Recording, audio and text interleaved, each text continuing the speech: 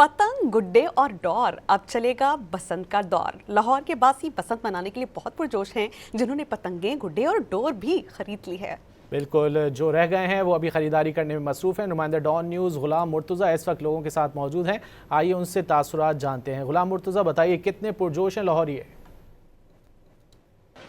जी 18 साल बाद लाहौर में बसंत मनाई जाएगी।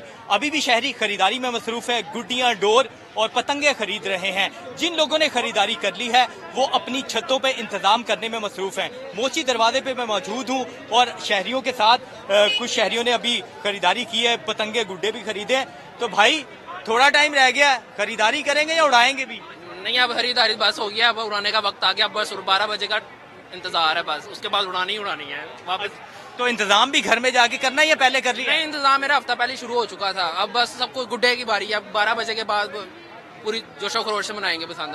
जी, घरों में भी इंतजाम किए जा रहे हैं और अभी खरीदारी में भी शहरी मसरूफ है, क्योंकि 18 साल बाद लाहौर में बसंत मनाई जाएगी। एक्साइटमेंट बहुत ज्यादा है, लेकिन ये भी शिकवा किया जा रहा है कि जो पतंगे, गुड्डियां और डोर के रेट बहुत ज्यादा है, तो वो कम होने चाहिए। लेकिन शहरियों की जो एक्साइटमेंट है वो दीदनी है और तकरीबन 2.5 घंटे बाद लाहौर में बाकायदा तौर पर बसंत का आगाज हो जाएगा। जी।